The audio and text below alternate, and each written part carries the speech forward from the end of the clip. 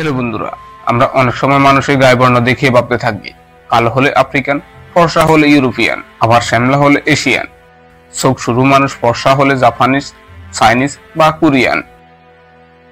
আপনি কি কখনো গভীর রাতে নিজেকে আয়না দেখে ভেবেছেন আমি কেন দেখতে এমন? আমার গায়ের রং কেন ইউরোপ আফ্রিকার চেয়ে আলাদা? কেন চুল সোজা আর অন্য কারো কোঁকড়ানো? কেন আফ্রিকা মহাদেশের মানুষ এত কালো আর ইউরোপের মানুষ দুধের মতো সাদা? এই প্রশ্নগুলো আপনার নয়, হাজার হাজার বছর ধরে এই প্রশ্নগুলো মানুষের মনে। উত্তর খুঁজতে গিয়ে মানুষ অনেক উপকথা, অনেক গল্প তৈরি করেছে, কিন্তু আধুনিক বিজ্ঞান আজ এই রহস্য পর্দা সরিয়ে দিয়েছে। আজকের এই ভিডিওতে আমরা সেই বৈজ্ঞানিক সত্যের মুখোমুখি হব।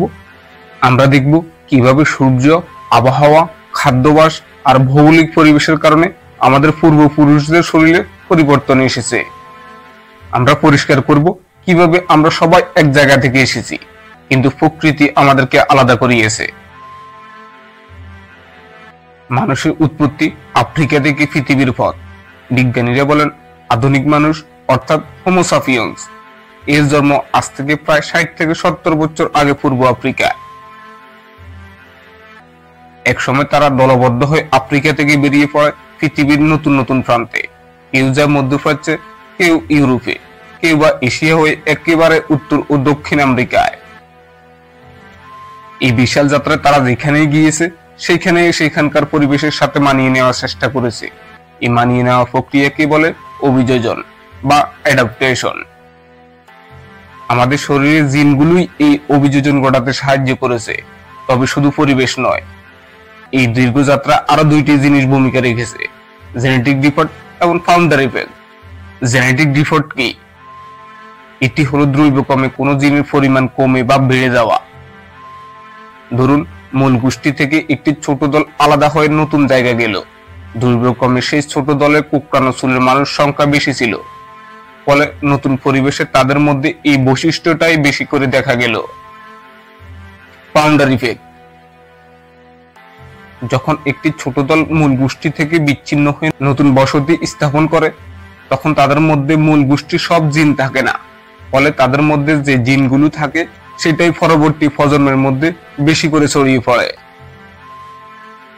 এভাবে লক্ষ লক্ষ বছর ধরে এবং হাজার হাজার কিলোমিটার পাড়ি দিয়ে পরিবেশ ও দ্রব্যক্রমের প্রভাবে মানুষের চেহারা আর শারীরিক গঠন বদলেছে। এবার আসা যাক আফ্রিকার মানুষ কেন কালো। সূর্যের সাথে যুদ্ধ। আফ্রিকার বিষুবরেখায় সূর্যের আলো অত্যন্ত তীব্র। সেখানে সূর্যের আলোতে থাকে প্রচুর পরিমাণ অতিবেগুনি রশ্মি। এই রশ্মি আমাদের ত্বকের জন্য অত্যন্ত ক্ষতিকর। এটি শুধু ত্বক পুড়িয়ে দেয় না, ত্বকের ক্যান্সারও ঘটাতে পারে। এই থেকে বাঁচার জন্য আফ্রিকানদের এক বিশেষ প্রকৃতি ঢাল তৈরি করেছে। এই ঢালের নাম মেলানিন। মেলানিন হলো এক ধরনের প্রাকৃতিক রাঞ্জক পদার্থ,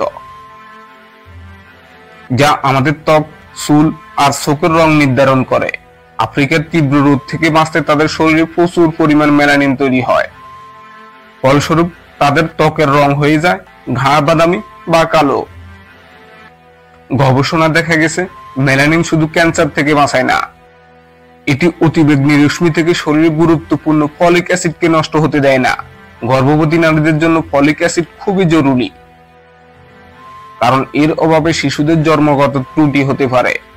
অর্থাৎ আফ্রিকান মানুষের রং কোনো বৈশিষ্ট্য নয়, এটি প্রকৃতির সাথে টিকে থাকার জন্য তাদের শরীরে এক ধরনের বিশেষ প্রতিরক্ষা ব্যবস্থা। ইউরোপের মানুষ কেন ফর্সা? বেঁচে থাকার জন্য আলো দরকার।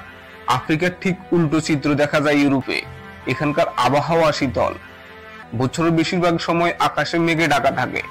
বেঁচে থাকার জন্য মানুষের শরীরে একটি গুরুত্বপূর্ণ ভিটামিন তৈরি হওয়া জরুরি, ভিটামিন ডি।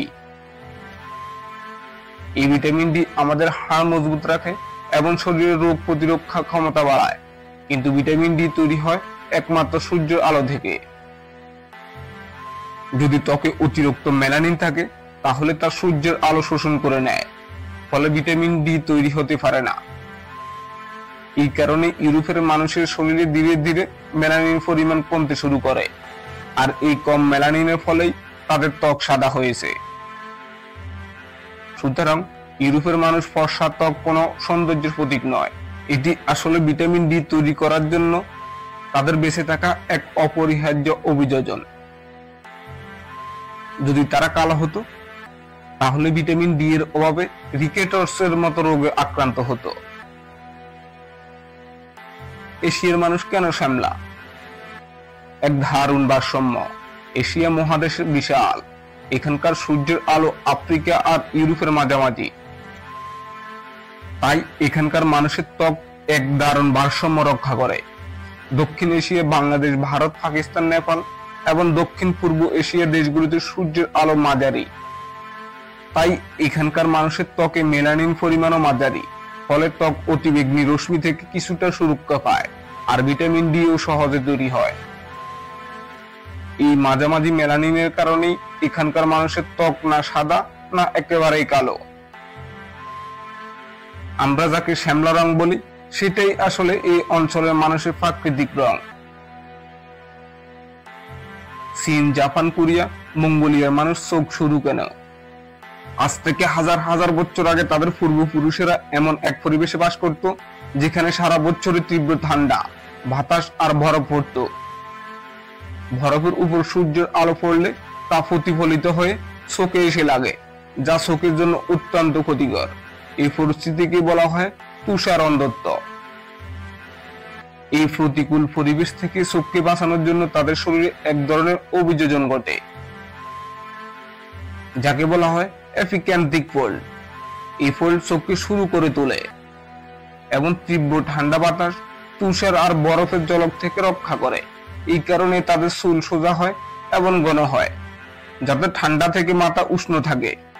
আবার তাদের নাকও ছোট ও চাপা হয়, যাতে ঠান্ডা বাতাসে ফুসফুসে যাওয়ার আগে কিছুটা গরম হয়ে যায়। সুতরাং চোখ শুরু হওয়া কোনো সৌন্দর্য বা বৈশিষ্ট্য নয়, এটি প্রকৃতির সাথে খাপ খাওয়ানো এক অনন্য প্রতিরক্ষা ব্যবস্থা।